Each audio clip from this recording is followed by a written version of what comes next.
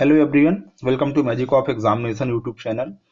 आज हम लोग नए सिलेबस पर ये चौथा वीडियो है जिसमें हम लोग गोंड और बैगा जनजाति के बारे में हम पढ़ेंगे। उनकी उपजातियां क्या हैं, आदि चीजें। इसके पहले मेरे चैनल में आपको संवैधानिक प्रावधान क्या है, साथ में कुरकू जनजाति पढ़ा दिया गया है, और जो पहला पॉइंट है मध्य प्रदेश में जनजातियों का भौगोलिक विस्तार क्या है, ये 3 लेक्चर आपको प्लेलिस्ट में जाकर मिल जाएंगे। तो चलिए अगला वीडियो प्रारंभ करते हैं जिसमें हम लोग गोंड को पढ़ेंगे। टारगेट हमारा ये है कि मध्य प्रदेश में जो मुख्य 16 जनजातियां हैं इनको पूरा किया जाए। कुरकू हो चुकी है और आज जो है हम लोग गोंड और बैगा को करेंगे।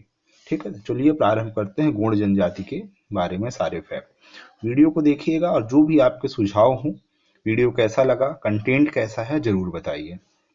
इसकी पीडीएफ जो है मेरे Telegram channel Pankaj Kumar Mishra group में मिल जाएगी, जिसकी लिंक मैं नीचे पिन अप कर दूंगा डिस्क्रिप्शन में, तो आप देखिएगा। सबसे पहले गोंड की उत्पत्ति की अगर बात करें तो इसकी उत्पत्ति जो है ये कोंड शब्द से हुई है, जिसका तेलुगु भाषा में आशय होता है पर्वत। ठीक है, आप ध्यान रखिएगा, गोंड शब्द से आशय किससे है, पर्वत से है। मेंस में इंट्रो के लिए काफी अच्छा रहेगा। मेंस में अगर ये गोंड को जो है ना कोई तोर भी कहा जाता है, ये प्री में भी आप आ सकता है। गोंड को क्या कहेंगे, कोई तोर। अगला है उपजातियां, बहुत इंपॉर्टेंट है।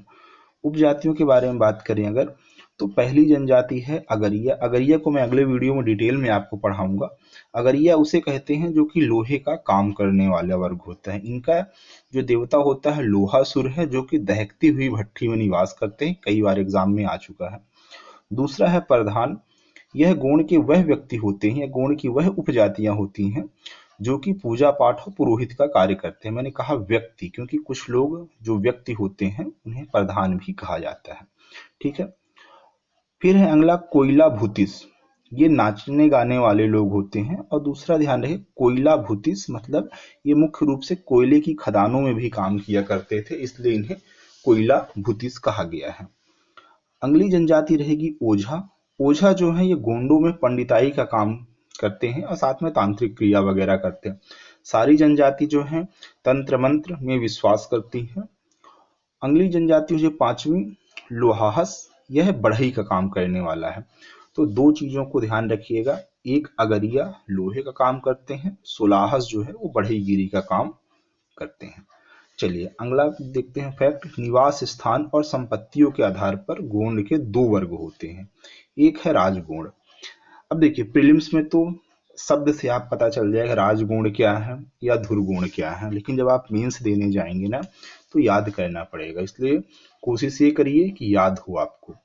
ठीक है, तो राजगोंड वो व्यक्ति होते हैं जो भूस्वामी हैं, मतलब जिनके पास जमीन है।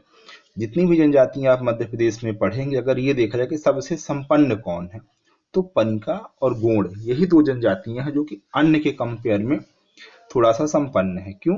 क्योंकि इनके पास अभी भी संपत्ति के रूप में जमीनें बची हुई हैं। फिर है धुरगुण। धुरगुण वह होते हैं जो कि साधारण वर्ग से आते हैं, मजदूरी और कृषि कार्य का काम करते हैं। कृषि कार्य का काम किस में करेंगे, दूसरों की भूमि पे, क्योंकि भूमि वगैरह नहीं रहती इनके पास। अगली चीजें हम पढ़ेंगे, गोंडों में प्रचलित विवाह कौन से होते हैं। ठीक है, गोंड में प्रचलित विवाह कौन से हैं, कई बार एग्जाम में ये पूछ चुका है। तो पहला है आपका पठौनी विवाह। पठौनी विवाह में क्या होता है, प्रॉपर तरीके से मैरिज होती है, मतलब माता पिता का जो है इसमें आशीर्वाद मिलता है या सभी की स्वीकृति होती है। दूसरा है चढ़ विवाह। चढ़ विवाह ये कह सकते हैं कि जबरदस्ती हो जाती हैं चीजें, लेकिन बाद में फिर अनुमति लेनी पड़ती है। तीसरा जो है लमसेना विवाह है। लमसेना विवाह में ऐसा रहता है कि वधु मूल्य का प्रचलन है। वधु मूल्य मतलब ये समझिए कि जो वर पक्ष होगा वो कन्या पक्ष को कुछ न कुछ पैसा देता है, उसके पिता को गाय वगैरह हुआ या फिर आर्थिक रूप से 1000-2000 रुपए। क्योंकि ये जनजातियां बहुत गरीब होती हैं, इनके पास इतना भी पैसा नहीं रहता और वधु मूल्य चुकाने का नियम है। तो लमसेना मतलब कि जो दूल्हा रहेगा उसको लमझना कहते हैं। वह लमझना कन्या पक्ष के यहाँ जाता है, 1 साल तक रहता है और उनके जो भी घर के कार्य होंगे उस सब में सहायता करता है और 1 साल के बाद ये माना जाता है कि उसने वधू मूल्य चुका दिया है और फिर उसकी शादी कर दी जाती है। तो दहेज प्रथा है, लेकिन दहेज कौन दे रहा है इसमें? लड़का पक्ष देता है। ठीक है। मध्य प्रदेश में सिर्फ एक कोल जनजाति ऐसी है जिसमें वर मूल्य प्रचलित है। बाकी जितने भी आप जनजातियां पढ़ेंगे सभी में वधु मूल्य है, मीन्स कन्या पक्ष को दहेज मिलेगा। इसमें विधवा विवाह भी प्रचलित है। दूध लौटावा है, मतलब आप ममेरे, फुफेरे, चचेरे भाई बहनों का विवाह हो जाता है और जिसे ये काफी शुभ मानते हैं, तो ये दूध लौटावा इस प्रथा को कहते हैं। गोंड के प्रमुख पर्व जो हैं, एक है बिदरी, कर्मा, मड़ई, हरदिली, छेरता, नवासनी, मेघनाथ और बागपंथी। मेघनाथ ध्यान रखिएगा, कई बार एग्जाम में आ चुका है। तो मेघनाथ जो है इनका पर्व है और ये लोग जो है मेघनाथ की जो है पूजा अर्चना भी करते हैं। तो इसको आप ध्यान रखें। मेघनाथ कौन था? रावण का एक पुत्र था। और जितने भी आप साहित्य वगैरह पढ़ेंगे ना, तो मेघनाथ को अच्छे व्यक्ति के रूप में माना गया है। अच्छे व्यक्ति का इससे चरित्र अच्छा रहा हो। आप देखिएगा किसी व्यक्ति ने अपने लड़के या किसी का नाम रावण नहीं रखा हुआ है, लेकिन कई सारे लोगों का नाम आपको मेघनाथ मिल जाएगा। जैसे एक भारत के प्रसिद्ध वैज्ञानिक हुए हैं कलकत्ता के, मेघनाथ साहा। तो आप खुद सोच सकते हैं कि जिसका चरित्र अच्छा रहा होगा उसी के ऊपर लोग अपना नाम रखते हैं। किसी ने दुर्योधन, रावण, कंस ऐसे नाम नहीं रखे हुए हैं। भले इसका पिता दुराचारी था, लेकिन यह एक अच्छा चरित्रवान लड़का था। चलिए गोंड की बात करते हैं। गोंड के जो नृत्य हैं मुख्य रूप से वो हैं सैला, कर्मा, भडौनी, बिरछा, करवाहा, सजनी, सुआ और दीवानी। इसकी ट्रिक याद करने की मैं अगले वीडियो में आपको सारे जनजातियों की बता दूंगा। अभी बस आप इसको लिख लीजिएगा, ठीक है, कि गोंड लोग कौन कौन से नृत्य करते हैं। मुख्य रूप से जो एग्जाम में आएगा वो आएगा सैला और कर्मा। कर्मा जो है वो बैगा के द्वारा भी किया जाता है, तो कर्मा बहुत फेमस है। मध्य प्रदेश से मान लीजिए कोई विदेशी वगैरह आया करता है तो सामान्यतः कर्मा ही उसके सामने किया जाता है। ठीक है। चलिए अगला चित्रकला भी एमपीपीएससी में पूछा ही गया था कि नहडोरा किस जनजाति से संबंधित चित्रकला है, तो ये गोंड से हो जाएगी। इसके अलावा ढिगना भी करते हैं, घर में ढींग वगैरह बना देते हैं जमीन पे। धार्मिक जीवन की बात की जाए, टोटम पूजा ये लोग करते हैं। इनका जो प्रमुख देवता है वह बूढ़ा देव है। बूढ़ा देव जो है बैगा के भी प्रमुख देवता है, ध्यान रखिएगा। और ये भगवान शिव मान के चलिए बूढ़ा देव। ठीक है। कुछ अतिरिक्त देवता भी हैं, जैसे कि दुल्हा देव, सूरज देव, नारायण देव। नारायण देव में ध्यान रखिएगा, एक बार व्यापम ने पूछा था कि नारायण देव में किसकी पूजा होती है। नारायण देव जो है ना, सुअर। ठीक है। जो भगवान विष्णु का बराह अवतार था वो भी सुअर का था। तो मैं जहां तक मुझे श्योर हूँ लगभग कि नारायण देव में जो सुअर जंगली पशु है उसकी ये लोग पूजा करते हैं। इसके अलावा देवियों में बूढ़ी माई, खेर माई, मरीही माता, यहाँ पे मैंने थोड़ा सा मिस्टेक कर दिया, मरी माता लिख दिया है, वो मरही माता है। और दुर्गा भव माता की भी ये लोग पूजा करते हैं। लेकिन गोंड में ध्यान रखिएगा, दुर्गा की जो महिषासुर को मारने वाली एक प्रतिमा होती है उसकी पूजा ये लोग नहीं करते हैं। ठीक है।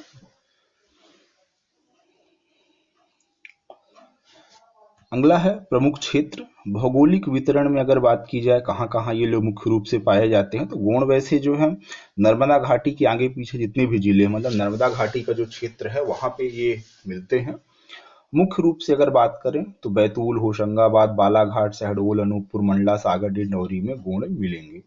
यह गोंड की बात करें तो ये भारत की सबसे बड़ी जनजाति है और मध्य प्रदेश की दूसरी बड़ी जनजाति है। पहली जनजाति है सबसे बड़ी बैगा, दूसरी हो जाए गोंड, तीसरी आप कमेंट बताइए कि जनसंख्या के हिसाब से थर्ड लार्जेस्ट ट्राइब्स कौन सी है एमपी की।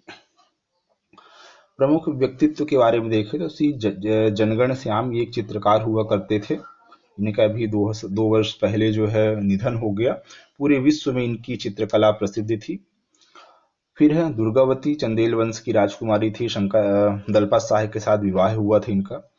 शंकर शाह, रघुनाथ शाह, वंदन शाह, मदन शाह आदि जो है ना प्रमुख व्यक्तित्व थे। इसके अलावा जो भाषा की बात करें तो गोंडी या फिर छत्तीसगढ़ी, मुख्य रूप से छत्तीसगढ़ी भाषा जो है गोंडों के द्वारा प्रयोग की जाती है। चलिए, तो ये गोंड से रिलेटेड फैक्ट कंप्लीट हुए। अब हम देख लेते हैं बैगा। ठीक है, बड़ा वीडियो हो जाए कोई दिक्कत नहीं, लेकिन थोड़ा सा आप पढ़ाई कर रहे हैं तो देख लेते हैं हम लोग बैगे को भी।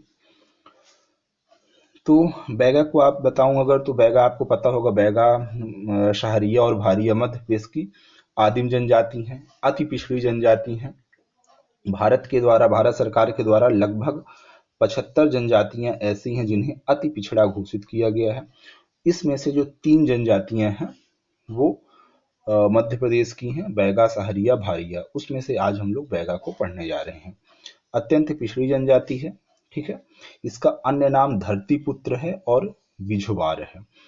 धरती पुत्र कहने का कारण ये है कि ये लोग जो है ना धरती को अपनी माता मानते हैं, और इसी कारण ये लोग हल इस पे नहीं चलाते हैं। और हल ना चलाने के कारण जो है, यह कौन सी कृषि करेंगे, चिमाता, मतलब पहले ये लोग जंगल को काट देते हैं, फिर उसमें आग लगा देंगे, उसकी राख वगैरह में खेती कर देते हैं। मंडला और शहडोल 2 जिले ऐसे हैं जहां पे बैगा जनजाति के कुछ लोगों कुछ क्षेत्र में स्लैश एंड बर्निंग स्थानांतरित कृषि, जिसे चिमाता कहते हैं, करने का सरकार से अनुमति है। आगे देखिए उपजातियां। पहली उपजाति है बिझवार। रमैना बहुत इंपॉर्टेंट है, एग्जाम में पूछा जा चुका है। नरोतिया, भरूतिया और कांठमैना। ठीक है, भरूतिया से लोगों को कंफ्यूजन हो जाता है, कहीं ये भील की तो जनजाति नहीं है, तो भरूतिया किसकी हो जाएगी, बैगा की। आगे नृत्य के बारे में देखें, देखिए कर्मा और सैला गुण भी करते हैं, बैगा भी करते हैं। ठीक है, फाग ध्यान रखिएगा, फाग में कंफ्यूजन हो जाता है, कहीं ये बुंदेलखंड में भी फाग प्रचलित है, कई टाइप के फाग होते हैं, लेकिन अगर फाग नृत्य की बात करें, कोई जनजाति आपसे पूछे तो बैगा ध्यान रखिएगा। परधोनी विवाह के समय किया जाता है बैगा जनजाति के द्वारा। आगे इनके कुछ विवाह हैं। मगनी या चढ़ विवाह, इसमें लड़की जो है जबरदस्ती लड़के से शादी कर सकती है। फिर है उठावा विवाह, उठा लिया जाता है, मतलब जबरदस्ती ही कहना चाहिए, जबरदस्ती नहीं, लेकिन ये है कि हाँ माता पिता की मर्जी नहीं है तो भी ये उठावा विवाह हो जाता है। चोर विवाह, चोरी से शादी कर लेना। ठीक है, चोरी इन द सेंस मतलब जबरदस्ती ही आप इनको समझिएगा। लमसेना मैंने अभी लास्ट बताया ही था कि वर मूल्य ना चुका सॉरी वधु मूल्य ना चुकाने पर जो लड़का है वो घर में कुछ दिन कार्य करेगा। उधारिया और पैदुल विवाह, तो ये काफी सारे विवाह पद्धतियां हैं, इनको याद रखें, डायरेक्ट एग्जाम में आ जाएगा किस जनजाति के द्वारा किया जाता है। आदि बैगा जनजाति की एक जातीय पंचायत होती है जहाँ पे ये अपने गांव के छोटे मोटे मुद्दों को जो आपस में निपटा लेते हैं। वैसे तो अब कोर्ट कचहरी का जो है सभी लोग हेल्प लेते हैं, लेकिन मुख्य रूप से अभी भी जनजातियों में ये प्रथा प्रचलित है। गांव में एक मुखिया होगा जिसे मुकद्दम कहते हैं और इसकी बात को लोग मानते हैं। कुछ मुकद्दम की हेल्प करने के दीवान, कोटवार, समरथ और दवार नाम के अन्य व्यक्ति भी होते हैं। भौगोलिक वितरण की बात की जाए तो ये मध्य प्रदेश के पूर्वी सतपुरा के क्षेत्र में मिलेंगे, डिंडौरी, मंडला, बालाघाट, सीधी, शहडोल। ठीक है, बैगा जनजाति आपको यहाँ पे मिल जाएगी। शारीरिक विशेषताओं के बारे में बात करें तो बैगा जनजाति के लोगों का कद जो है मध्यम ऊंचा, शरीर सुगठित होता है, नाक चपटी होगी, रंग काला होगा, बाल सीधे होंगे, ध्यान रखिएगा बैगा के बाल सीधे होते हैं। और बैगा जनजाति की एक विशेषता ये होती है कि लड़का भी लड़कियों के समान काफी लंबे बाल रखता है। और मतलब ये समझिए कि अगर वो बोलते हैं ये बैगापन है हमारा, अगर आप उन्हें कहेंगे कितने बड़े बाल क्यों रखते हैं तो उनका कहना ये रहेगा यही हमारी पहचान है। बैगापन का मतलब बाल बड़े होने चाहिए। इसलिए क्योंकि मेरे कुछ दोस्त भी हैं इस जनजाति से, मैं क्योंकि अनूपपुर से रह रहा हूँ, तो यहाँ पे बहुत लोग जो है ना बैगा हैं, और बैगापन की पहचान है कि बाल लंबे होते हैं सभी के। आज तो लड़के भी काफी लंबे बाल रखते हैं नॉर्मली भी। निवास की बात करें तो ये घने दुर्गम जंगलों में जो है मकान बनाकर रहते हैं, बांस के मकान। ठीक है, हाँ देखिए दोस्तों, अगर मान लीजिए मेरे से कोई फैक्ट बताने में गलती हुई हो तो क्षमा प्रार्थी रहूंगा, क्योंकि ये बहुत ही आदिम जनजातियां हैं, भारत की पहचान है, मध्य प्रदेश की पहचान है, इतने दिनों से यहाँ पे रह रहे हैं, लेकिन फिर भी इनके बारे में उतने तथ्य पता नहीं रहते। तो मान लीजिए कोई चीजें गलती हो रही हैं तो कमेंट में बताइएगा, उसको मैं सुधारने की कोशिश करूंगा।